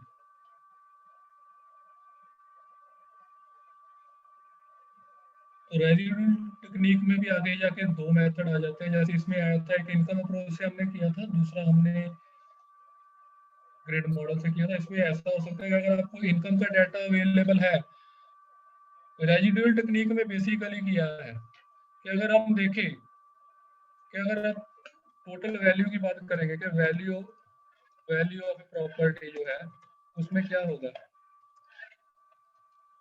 It will B value of land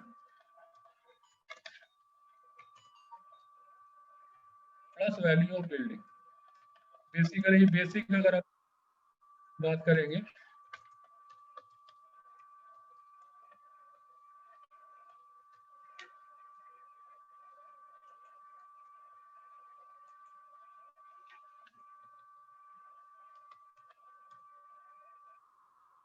अगर हम किसी प्रॉपर्टी की वैल्यू की बात करें तो it is value of land plus value of building. तो रेजिडुअल में क्या है कि अगर आपको ये 3 कंपोनेंट चाहिए, 3 में से अगर 2 कंपोनेंट पता हो तो तीसरा कंपोनेंट आप निकाल सकते हो। दिस इज रेजिड्यू, कि जो बाकी बचा है उसको आप निकाल सकते हो। रेजिड्यूल टेक्निक में क्या है कि आपको 2 चीजें पता होगी, तीसरी निकालनी है। ये सिंपलेस्ट मेथड है।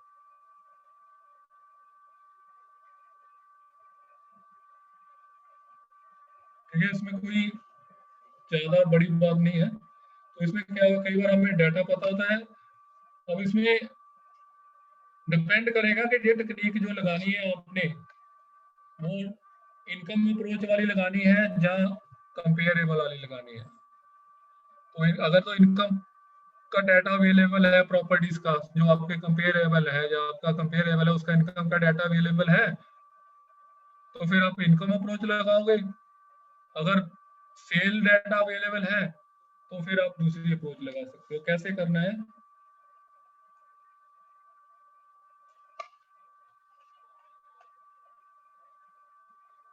क्वेश्चन करते हैं, क्वेश्चनों से आपको क्लियर हो जाएगा। इसमें एग्जांपल्स लेके हम कर लेते हैं, अदरवाइज मतलब थ्योरेटिकली समझना इसको थोड़ा मुश्किल होगा। Consider that construction cost are known as well as the market capitalization for land and improvement. Land capitalization rate is 9.5% and the improvement capitalization rate is 10%. The cost of constructing the improvements is 14 lakh. If the property generates 2 lakh in an annual net operating income, calculate the value of land and total value of the property. अब इस case में क्या है, एक चीज देखो, पहले question को दोबारा पढ़ लो आप लोग, इसको एक बार थोड़ा पढ़ लो, फिर हम डिस्कस करते हैं।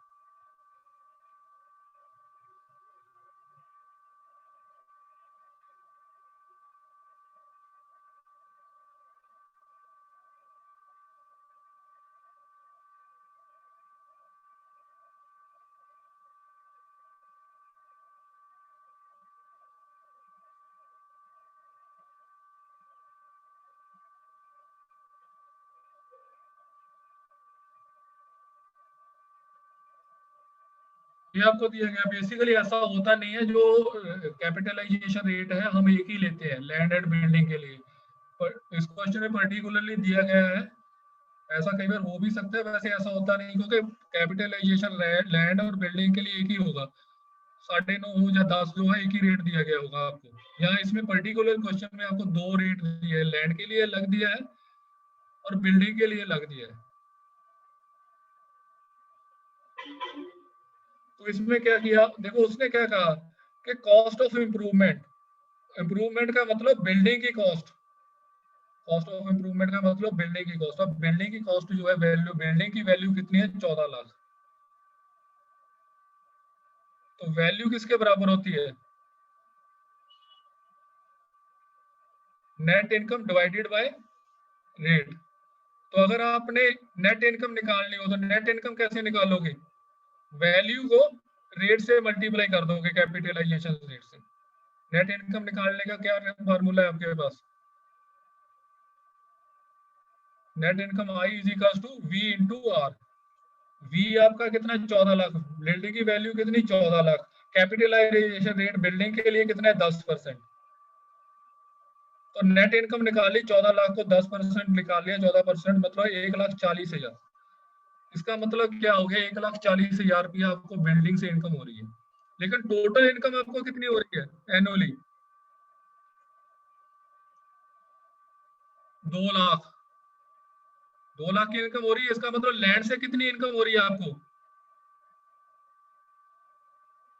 60,000। 60,000। अब लैंड से आपने लैंड की वैल्यू निकालनी है, नेट से लैंड की इनकम पता चल गई। इनकम को क्या करोगे आप,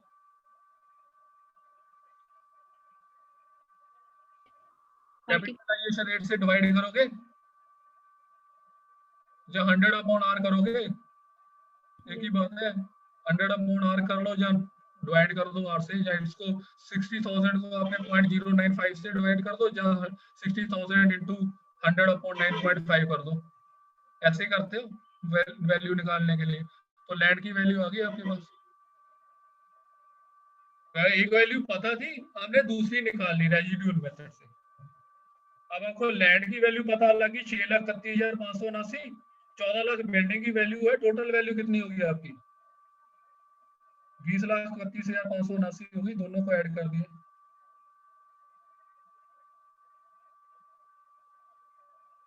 ठीक है, कई बार ऐसा क्वेश्चन भी आ सकता है, ऐसे पर्टिकुलरली एक ही वैल्यू दी गई होगी आपको, कैपिटलाइजेशन रेट एक ही होगा 9.5 या 10, या कई बार क्वेश्चन में दो भी दे सकता है। This is residual decrease for using income approach method. और सभी मेथड जो है वो एक दूसरे में इंटरलिंक ही है।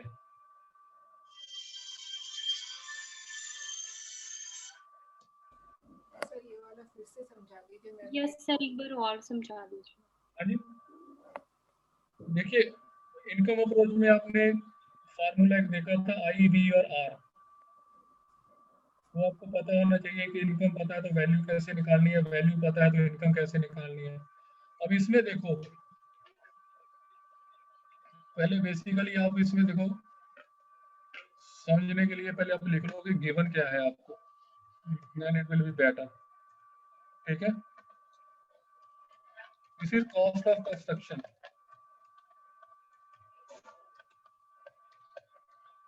कॉस्ट ऑफ कंस्ट्रक्शन आपको कितनी दी है? 14 लाख रुपए। 14 लाख कंस्ट्रक्शन के लिए।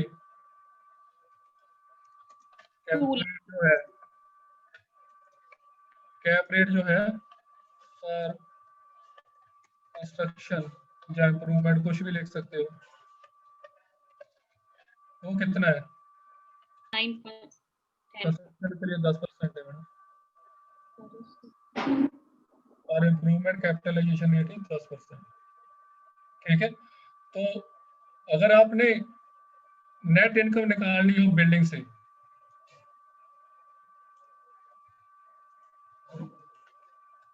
अगर नेट इनकम निकालनी है बिल्डिंग से तो क्या करोगे आप? नेट इनकम निकालने के लिए क्या करोगे आप? नेट इनकम का क्या फार्मूला है? V by R। R into V. R into E आ रहे हो आपने, जो है वो परसेंटेज में नहीं लेना, पॉइंट में लेना है। R into V. ठीक है, वी इंटू आई हो गया, जो आपका कितना आ गया नेट इनकम? 1,40,000 आ गई। क्या तक समझ लगी बात? ठीक है, अब टोटल इनकम कितनी है? 2 लाख।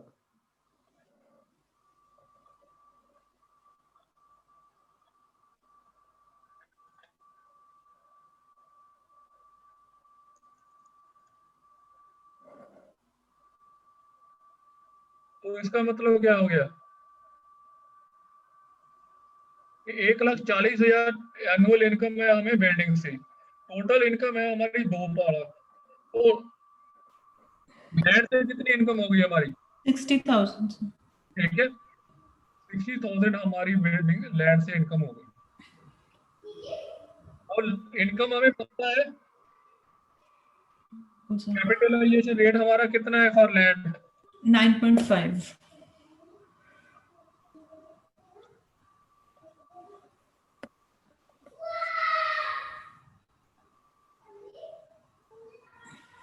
इनकम पता है 60,000 है, कैपिटलाइजेशन रेट पता है 9.5 है, तो वैल्यू निकाल सकते हो। Yes sir. वैल्यू तो हो गई इनकम मल्टीप्लाइड बाय 100/R, 9.5। वही हो गया 60,000 डिवाइडेड बाय 0.095। और लैंड की वैल्यू कितनी आ गई आपकी? 6,31,000 था। ठीक है, यही निकालना था एक आपने। दूसरी चीज क्या निकालनी थी आपने? Total value of the property. Value of the property क्या होता है? Land plus building. लैंड आपकी कितनी आ गई? 6,31,579। बिल्डिंग कितनी है? 14 लाख। दोनों को ऐड कर दिया तो टोटल वैल्यू कितनी आ गई आपकी? 20,31,579।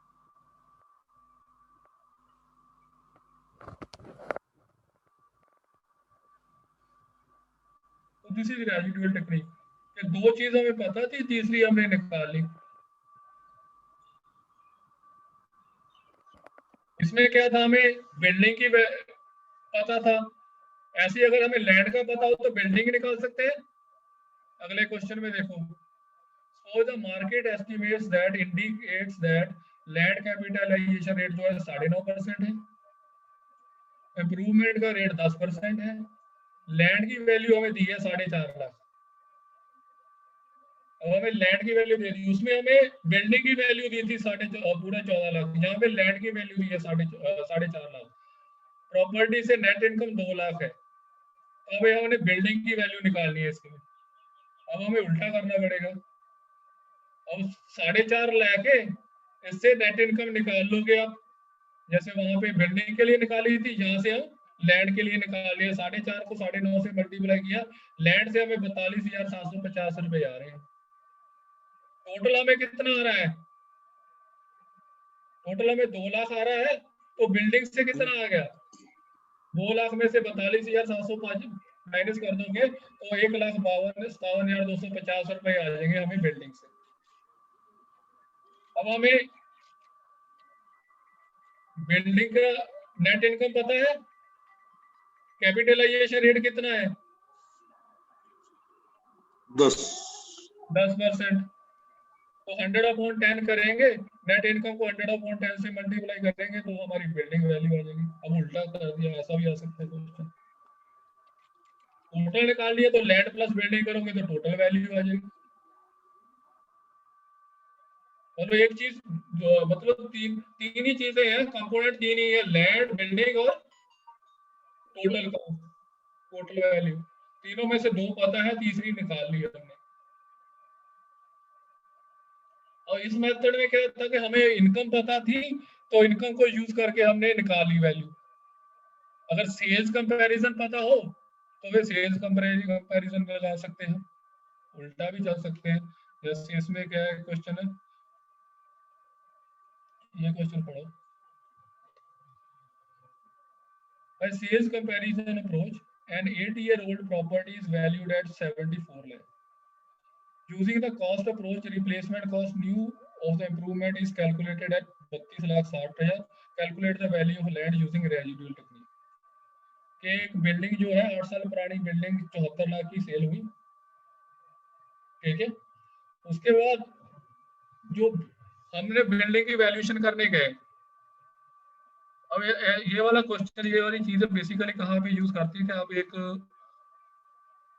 एरिया में गए, उस एरिया में सभी बिल्डिंग्स ही बनी हुई है, वहां पे कोई भी प्लॉट नहीं, एक ही प्लॉट है, बाकी सारे प्लॉट्स जो है, बाकी सारी प्लॉट्स पे बिल्डिंग बनी हुई है। अब आपने देखा कि अब लैंड की वैल्यू के लिए आपको कंपेरेबल चाहिए, कैसे कंपेयर करोगे, अब लैंड तो है ही नहीं कोई। अब आज से कुछ साल पहले, 8 साल पहले एक बिल्डिंग सेल हुई थी 74 लाख की, 8 साल पुरानी बिल्डिंग, कुछ समय पहले हमने ले लिया कि उस बिल्डिंग का 74 लाख की टोटल वैल्यू। ये 74 लाख क्या है, बिल्डिंग प्लस लैंड। अब हमारी जो बिल्डिंग है, हम उसकी कॉस्ट तो निकाल सकते हैं। हमारी जो बिल्डिंग है, हमारी बिल्डिंग की कॉस्ट है 32,60,000, सिमिलर सेम साइज का प्लॉट है। तो हमने क्या किया कि 74 लाख में से 32,60,000 निकाल दिया। हमने यही मान लिया कि दोनों, अभी ये इसमें ये अज्यूम कर रहे हैं कि दोनों का लेवल एक है, नहीं तो हमें कंपेरेबल करना पड़ेगा, एडजस्टमेंट लगानी पड़ेगी, वेटेज देनी पड़ेगी, वो तो सारा कुछ करोगे आप। मतलब इस क्वेश्चन में ऐसा नहीं है, हमने क्या करना है, सिर्फ लैंड की वैल्यू निकालनी है। तो लैंड की वैल्यू जो है हमने 32,60,000 है, उसको पहले हमने क्या किया कि 1.5% पर ईयर के हिसाब से डेप्रिसिएशन कर दी। बिल्डिंग 32,60,000 नवी है, हमने माना कि 1.5% हर साल डेप्रिशिएट हो रही है। वो कैसे निकालना है, अगला मेथड जो हम करेंगे कॉस्ट अप्रोच, उसमें डेप्रिसिएशन कैसे निकालनी, 1.5% कैसे आई, वो अभी ये समझ लो कि 1.5% हमने अज्यूम किया, अदरवाइज आप कैसे निकालोगे वो हम डिस्कस करेंगे अगले मेथड में। तो 8 साल पुरानी बिल्डिंग है तो 1.5% के हिसाब से 12% डेप्रिसिएशन होगी। 12% का मतलब क्या हो गया कि 100% के बजाय आपकी वैल्यू कितनी रह गई, 88% रह गई। 100 में से 12% डेप्रिशिएट हो गया, बाकी कितना बचा 88%। तो आप क्या करोगे, 32,60,000 को 0.88 से मल्टीप्लाई कर दो, that will be your depreciated value, depreciated cost या डेप्रिशिएटेड वैल्यू। ठीक है, तो वो वैल्यू आपकी 0.88 से 32,60,000 को 0.88 से मल्टीप्लाई किया, it comes out to be 28,68,000। अब आप 74 लाख में से 28 लाख ये वाली वैल्यू माइनस कर दोगे तो बाकी कितनी आ जाएगी, that will be the value of the land. कि दो वैल्यूज पता है, तीसरी निकालनी है तो क्या करोगे आप।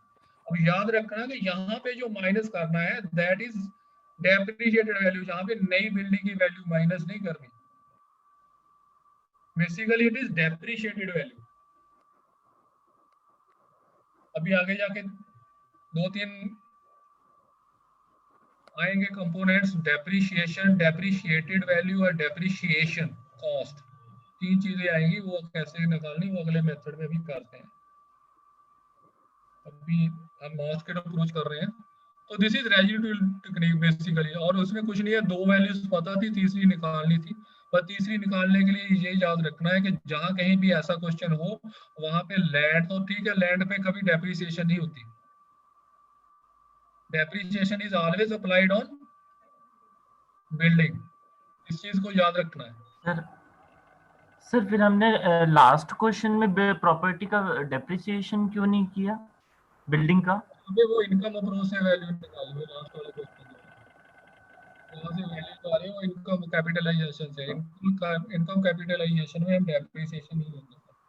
यस आपने पहले भी किया था इनकम अप्रोच और प्रॉफिट अप्रोच, वहां पे डेप्रिसिएशन नहीं लेते, वहां पे इनकम फ्लो से कैलकुलेशन करते हैं। वहां बिल्डिंग कितनी पुरानी है नहीं है उसका वैल्यू भी अफेक्ट पड़ता है जब उसको लेसर को वापस मिलनी है।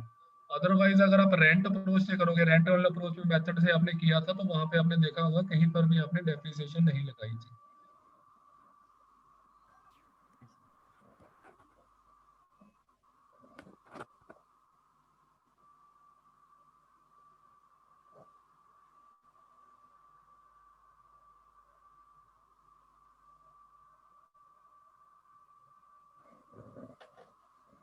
और कोई डाउट है इसमें? तो डेप्रिशिएशन वाला जो टर्म है वो रेसिड्यूल टेक्निक में आएगा, इसके बाद वाला जो मेथड पढ़ेंगे कॉस्ट अप्रोच आएगा उसमें सारा कुछ आएगा डेप्रिसिएशन, और रेसिडुअल में भी आएगा, है ना? हाँ जी, रेसिड्यूल में। यस, रेसिड्यूल में तब आएगा जब आपको जब हम बिल्डिंग का निकालना होगा, लैंड में तो नहीं है।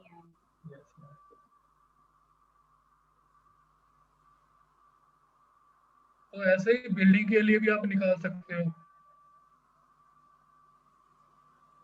कि अगर आपको प्रॉपर्टी की वैल्यू पता है, लैंड की वैल्यू पता है, और प्रॉपर्टी वैल्यू में से लैंड की वैल्यू माइनस कर दोगे, that will give you depreciated value of the building. ये याद रखना कि यहाँ पे आपको डेप्रिशिएटेड वैल्यू मिलेगी, ना कि नई बिल्डिंग की वैल्यू मिलेगी। Remember it. अब वो क्वेश्चन में क्या पूछा उसने, दैट डिपेंड्स। अब अगर उसने नई बिल्डिंग की वैल्यू पूछा है तो क्या करोगे आप कि डेप्रिसिएशन से फैक्टर से डिवाइड करोगे, जहां जैसे वहां 0.82 से मल्टीप्लाई किया था, यहाँ पे 19,50,000 को 0.82 से डिवाइड करोगे। तो आगे जाके आपको अप्रोच, अब जब हम कॉस्ट अप्रोच करोगे तो क्लियर हो जाएगी ये बात।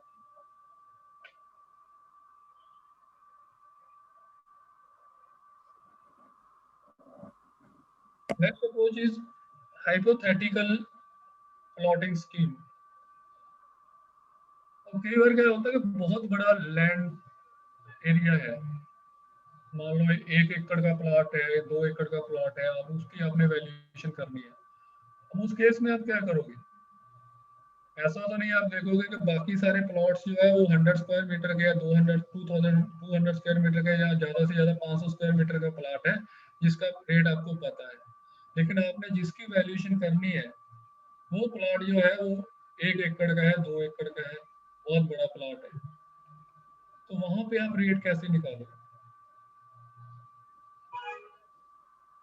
तो वहां पर क्या कहा कि हम एक हाइपोथेटिकल, वो जो आपका 1 एकड़ का प्लॉट है या 2 एकड़ का प्लॉट है, उस पर एक हाइपोथेटिकल प्लॉट्स बना लेंगे।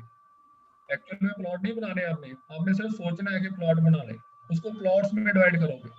अब जब प्लॉट्स बनाओगे तो फिर आपको उन प्लॉट्स के लिए रोड्स भी छोड़ने पड़ेंगे, रोड्स का एरिया भी छोड़ना पड़ेगा आपको। उस वहां पे आपको पूरी कॉलोनी डेवलप करने का जो खर्चा होगा वो आपको डिसाइड करना पड़ेगा। रोड्स का एरिया माइनस होगा, उसके बाद रोड्स बनाने का खर्चा, वहाँ पे सीवरेज के और वाटर सप्लाई के पाइपलाइंस ले डाउन करने हैं, वहाँ पे इलेक्ट्रिक के पोल्स खड़े करने हैं, रोड्स बनानी है, फिर जो डेवलपमेंट अथॉरिटी से परमिशन लेनी है उसके चार्जेस, वो सारे आपको देखने पड़ेंगे। तो फिर आपके पास नेट एरिया आ जाएगा, वहां से आप वैल्यू निकालोगे। वो कैसे करते हैं, हम एक एग्जांपल ले रहे हैं। Calculate the value of A plot 86 feet by 190 feet located in A commercial area of A city. एक कमर्शियल एरिया में एक प्लॉट है बहुत बड़ा 86 फीट बाय 190 फीट का, और वहां पे जो एरिया में ज्यादातर शॉप्स ही है, कोई इतना बड़ा प्लॉट नहीं है, ज्यादातर शॉप्स ही है। तो हम क्या करेंगे कि इस एरिया को डिवाइड कर देंगे शॉप्स में, क्योंकि कमर्शियल एरिया है तो उसको कमर्शियल शॉप्स में, मतलब प्लॉट्स में, कमर्शियल प्लॉट्स में हम डिवाइड कर देंगे।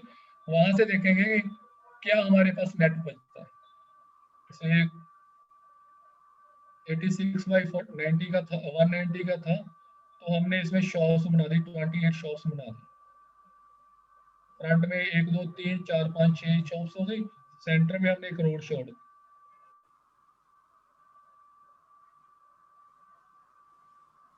तो इस तरीके से ये शॉप्स हो गई हमारे पास, 28 शॉप्स आ गई। और शॉप्स जो है वो बहुत ज्यादा डिटेल में नहीं जा रहे, यहाँ पे बस कंपेयर मेथड से यूज कर रहे हैं। तो इसमें हम वेटेज या रैंकिंग वगैरह नहीं करेंगे, डायरेक्टली हम कर रहे हैं इसमें। तो टोटल हमने 28 शॉप्स में डिवाइड कर दिया, सेंटर में 20 फीट की रोड जो है वो छोड़। अब जो फ्रंट वाली 6 शॉप्स हैं, ये 1 2 3 4 5 6, इनका रेट जो है हमने कंपेरेबल देखा, तो जो शॉप्स है वो 8 लाख की शेयर रुपया हमने मान लिया इनका। तो 6 शॉप का जो वैल्यू आ गई 48 लाख। यहाँ से लेके 7 से लेके 13 तक और 22 से लेके 28 तक, ये वाली 14 शॉप्स है, इनका रेट हमने 6 लाख मान लिया। तो इन 14 शॉप्स का वैल्यू आ गई हमारे पास 84 लाख। तो बाकी की पीछे वाली शॉप्स रहेगी, इनके रेट हमने 5 लाख लगा लिया, और इन 8 शॉप का वैल्यू आ गई हमारे पास 40 लाख। तो टोटल वैल्यू आ गई हमारे पास 1,72 लाख। अब इसमें से अब ये ज्यूम करना है कि ये तो है नहीं कि आज ही सारी शॉप सेल हो जाएंगी। 2 साल बाद मान लेते हैं कि 2 साल बाद सेल होने है, टोटल 2 साल में शॉप सेल होनी है, तो इसको डेफर करना पड़ेगा, जैसे पहले चैप्टर में हमने किया था। तो मान लो कि 9% के हिसाब से हमने इसको डेफर किया। प्रेजेंट वैल्यू निकालने के लिए फार्मूला है 1/i plus 1/1 plus i raise to power n, ठीक है ना। 1 प्लस 9% का 0.09 हो जाएगा, 1.09। n आपके पास 2 है, 1,72,00,000 की प्रेजेंट वैल्यू आपने निकाल ली, 1,64,44,65,000। अब इस वैल्यू में से आपने डेवलपमेंट चार्जेस देने पड़ेंगे आपको, चेंज ऑफ लैंड यूज के चार्जेस देने पड़ेंगे, नो ऑब्जेक्शन सर्टिफिकेट लेने हैं, रोड्स वगैरह बनानी है, सारा कुछ वो मान लो कि 20% है इसका। तो 8,93,000 हो गया। तो नेट रियलाइजेबल वैल्यू आपकी जो आ जाएगी 1,44,65,000 में से 8,93,000 आप माइनस कर दो। This will be your net present value, net realisable value.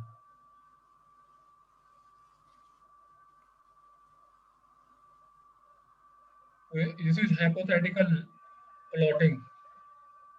ऐसे ही आप बिल्डिंग का भी कर सकते हो। तो बिल्डिंग के केस में क्या करोगे, मान लो एक आपके पास प्लॉट है। Excuse me, sir. Sir, this is the net realizable value. How can we get the market value? This is market value या realizable value? तो जो बचेगा आपके पास वो इतने पैसे आपको मिलेंगे, मार्केट वैल्यू होगी एक तरह से। सर बट वी कंसीडर मतलब नॉर्मली पहले हम जो कंसीडर करते हैं ना वो जैसे मार्केट वैल्यू का 80 और से 90% we can consider as a realisable value. तो मैडम रूल नहीं है कि 80 to 90% लेना है, तो अगर आप 80 to 90% लेना है तो आप उसको उल्टा भी कर सकते हो, 0.9 से डिवाइड कर लो तो मार्केट वैल्यू, ओके ओके तो वहाँ पे आप मल्टीप्लाई करके 0.9 से जहाँ पे डिवाइड कर लो तो market value. Okay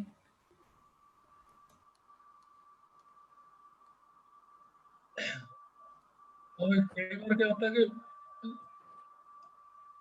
centre of the city में एक आपके पास प्लॉट पड़ा है, जो एक पुरानी बिल्डिंग थी उसको डिमोलिश करके या उसकी आपने वैल्यूएशन करनी है, वो एक बंगला पड़ा है शहर के सेंटर में, उसमें बंगला है, बंगले के साथ बहुत बड़ा लॉन है और उसके सराउंडिंग में सभी जगह वो मल्टी स्टोरी बिल्डिंग बन गई है। अब आपके पास कोई भी डाटा अवेलेबल नहीं है उस बंगला की वैल्यूएशन करने के लिए, अपने बंगला की वैल्यूएशन करनी है, जहाँ आपके पास एक प्लॉट पड़ा है कुछ भी है, तो ऐसे केसेस में आप क्या करोगे? मल्टी स्टोरी बिल्डिंग है, सराउंडिंग में सभी मल्टी स्टोरी बिल्डिंग है, कोई भी ऐसी बिल्डिंग नहीं है, कोई भी डाटा आपके पास अवेलेबल नहीं है कंपेयर करने के लिए, तो then what you will do, क्या आप क्या करोगे? उस प्लॉट पे पहले एक आप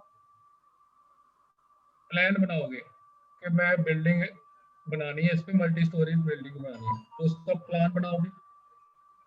प्लान बनाने के बाद फिर आप देखोगे कि इसके कंस्ट्रक्शन पे कितनी कॉस्ट आएगी, इसके जो अपने प्लान जो है उसको अप्रूव कराना है उस पर कितनी कॉस्ट आएगी, कॉस्ट ऑफ कंस्ट्रक्शन निकालोगे आप, फिर आप निकालोगे कि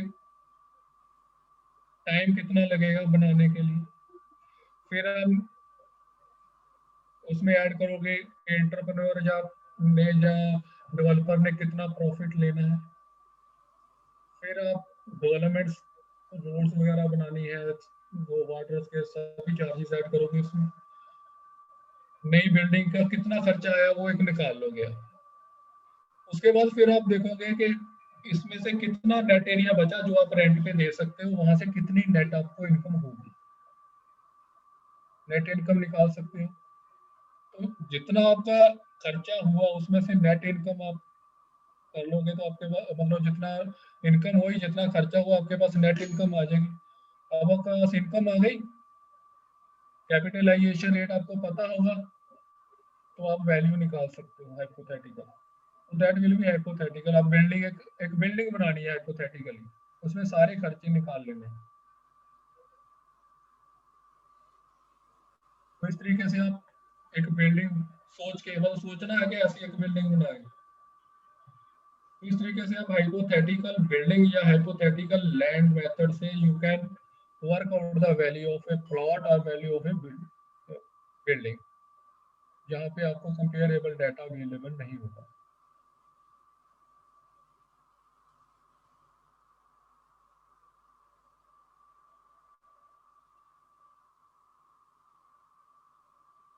These are some of the methods which approach.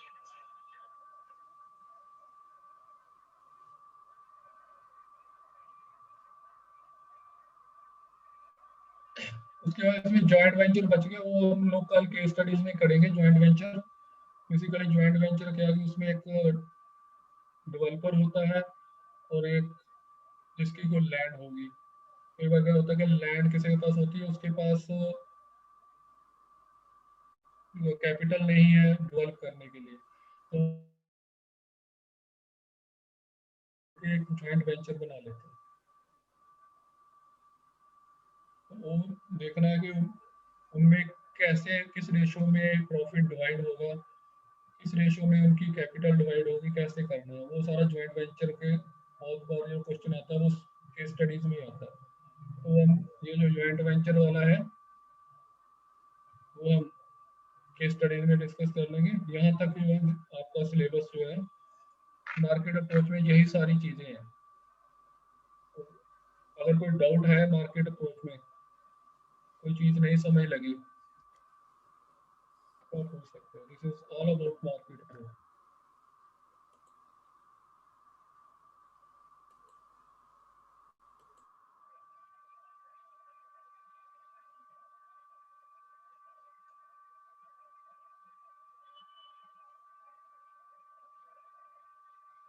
कोई न्यूमेरिकल प्रॉब्लम में या कोई और चीज डिस्कस करना चाहते हैं इसमें तो आप कर सकते हैं।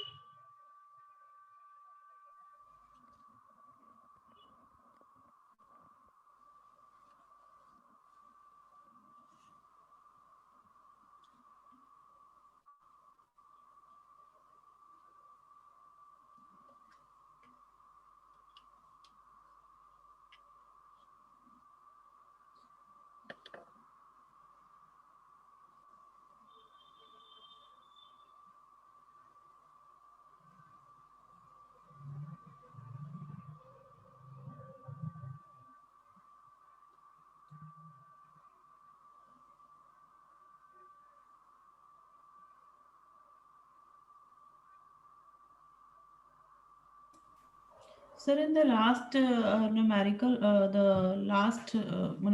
you have taken this 1.90. 9% आपने ये तो यूज कर दी। तो फार्मूला है 1/1 + i raised to power n। Okay. i आपके पास कितना 9 है तो 9 का 0.09 हो गया मैडम, हमने पॉइंट में लेना है। हाँ जी, हाँ जी। ये वही फार्मूला था जो प्रेजेंट वैल्यू का फार्मूला था, रेफर करते थे पहला चैप्टर जो किया था उसमें, इसीलिए पहले चैप्टर में किया था ना जो प्रेजेंट वैल्यू। सर मैंने पहला चैप्टर अटेंड नहीं किया है, इसलिए मुझे थोड़ी प्रॉब्लम आ रही है इसमें।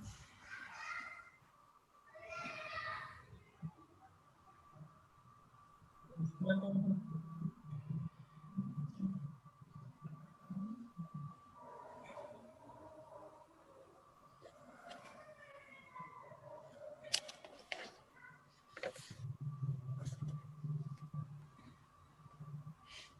ऐसा होता है मेरे प्रेजेंट वैल्यू, जैसे क्या है कि मान लो आपको भी पैसे जो है वो 10 साल बाद 5 लाख रुपया मिलना है जी।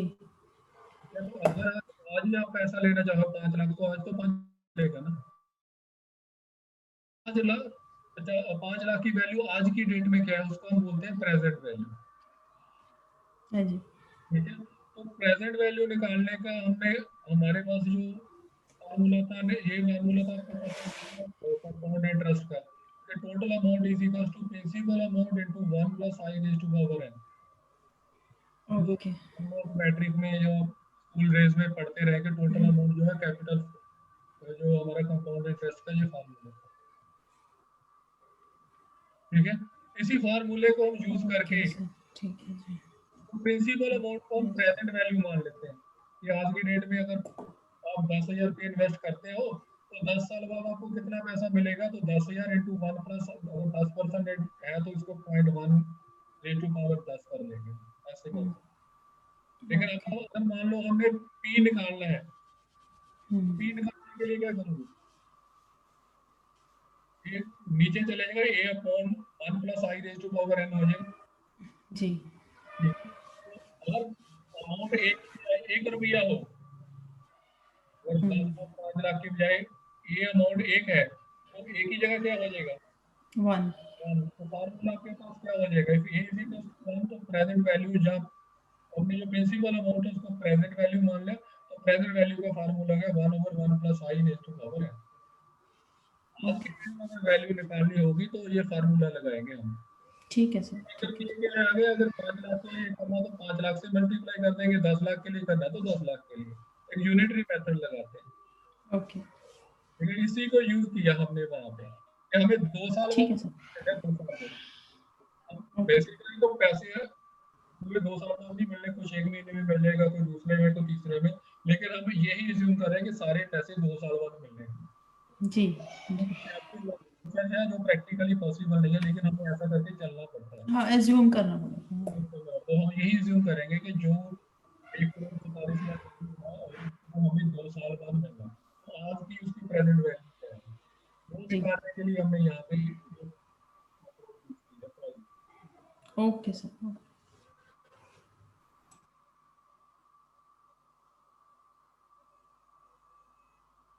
कोई और डाउट है तो पूछो।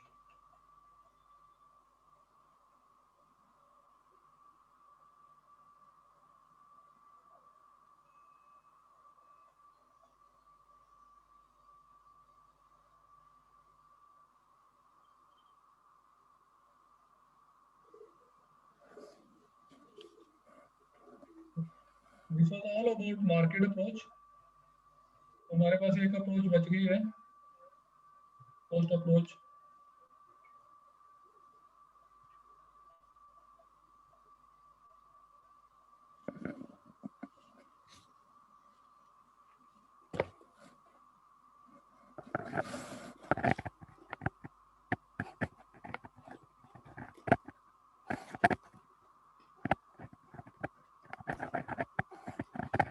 बेसिकली हम क्या करते हैं कि जो वैल्यूएशन करते हैं लैंड एंड बिल्डिंग मेथड से, तो उसमें क्या है कि लैंड की वैल्यू लेते हैं और बिल्डिंग की वैल्यू लेते हैं। बिल्डिंग की वैल्यू जो लोगे that will be depreciated value of the building. अब इसमें देखो, जो बिल्डिंग की वैल्यू निकालोगे that will be calculated with cost approach. कि एक यूनिट की कॉस्ट इतनी है कि अगर हमें पर स्क्वायर फीट का मान लो 1500 रुपए पर स्क्वायर फीट है रेट, तो हमारी बिल्डिंग जो है 1000 स्क्वायर फीट की है, तो इसका मतलब 15 लाख रुपये बिल्डिंग की वैल्यू होगी। तो लैंड की वैल्यू कैसे लोगे आप? लैंड के लिए फिर ये जो आप इस तरीके से पर यूनिट रेट आपको पता है और टोटल लेंथ एरिया आपको पता है, तो आपने बिल्डिंग की वैल्यू निकाली। इस अप्रोच को हम बोलेंगे कॉस्ट अप्रोच। एक यूनिट की वैल्यू पता थी, हमारे पास जितने यूनिट से उससे मल्टीप्लाई किया तो जो वैल्यू आ गई that is we have calculated it by using cost approach. लेकिन लैंड की वैल्यू कैसे निकालोगे आप? लैंड की वैल्यू हमेशा आप मार्केट अप्रोच से निकालोगे। तो कंपेरेबल पहले आपको देखना पड़ेगा कि लैंड ऐसी कितने की लैंड कितने की सेल हो रही है इस एरिया में, ठीक है।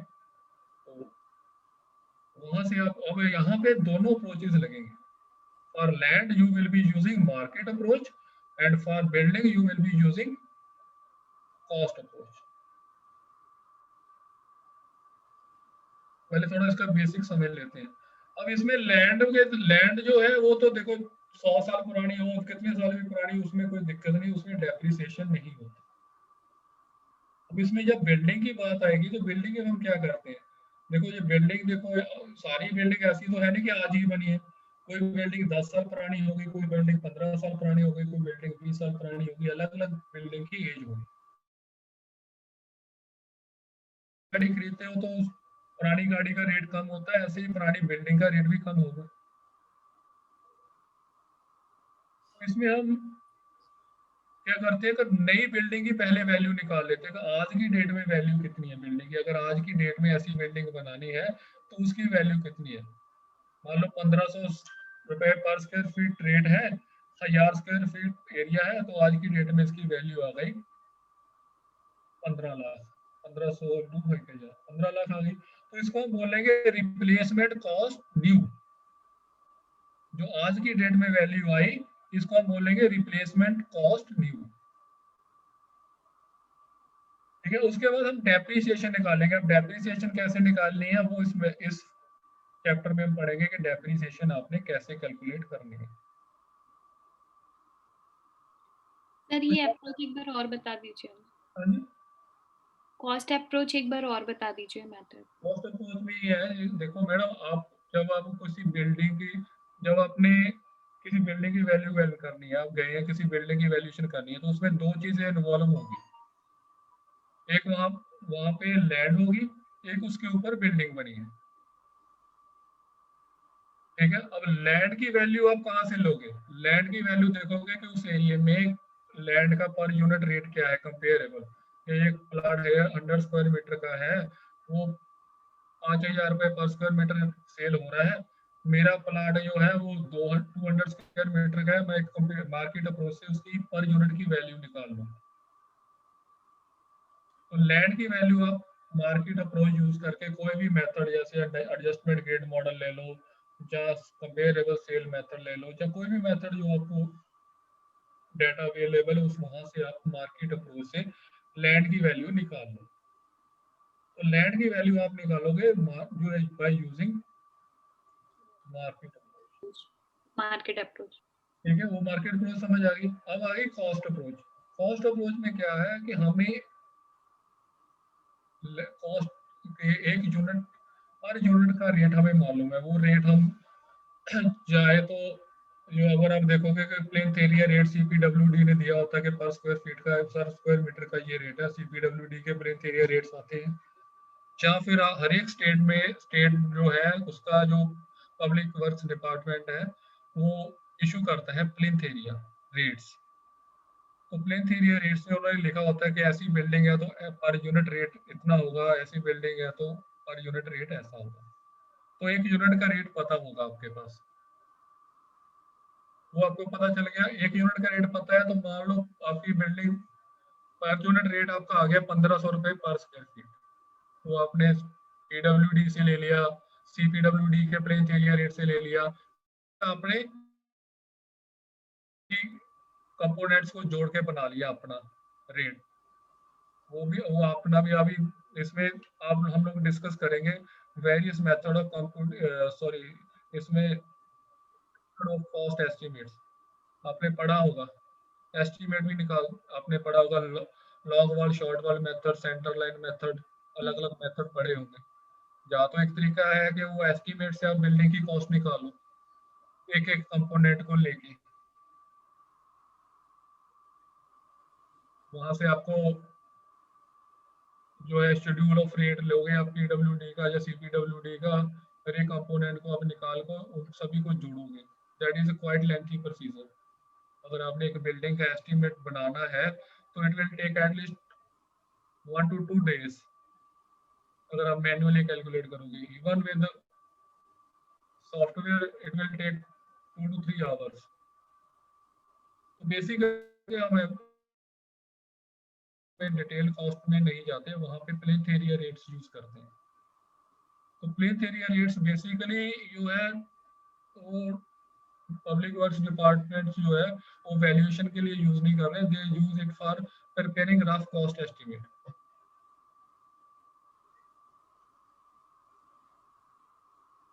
उन्हीं को हम यूज कर लेते हैं थोड़ा प्लेन एरिया रेट्स। तो प्लेन एरिया रेट्स आपको पता है पर स्क्वायर फीट, और एरिया आपको प्लेन एरिया बिल्डिंग का पता है। तो अभी क्वेश्चन करोगे तो वो क्लियर हो जाएगा कि प्लेन एरिया कैसे लेना है और प्लेन एरिया रेट कहाँ से लेना है।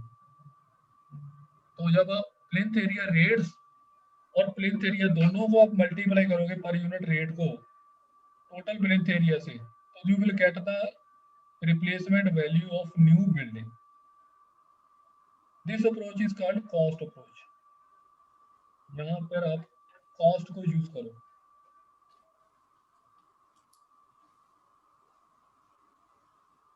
समझ लगी? Yes sir. ठीक है, फिर अब संदीप जी लंच कर लेते हैं, उसके बाद ये मेथड शुरू कर लेंगे। Yes, sir. Yes, sir. So friends, let's have a lunch break for 1 hour. It is 1:30 now. We will rejoin at 2:30. So that because the next chapter is quite a bit lengthy and it will not be completed in half an hour or 1 hour. So let's take a lunch first.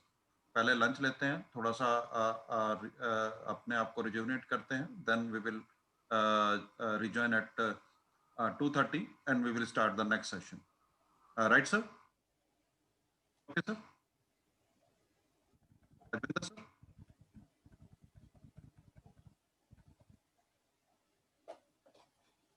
Rajvinder, sir, is it okay? Okay, okay, sir. Okay, sir. All right, sir. We will rejoin at 2:30.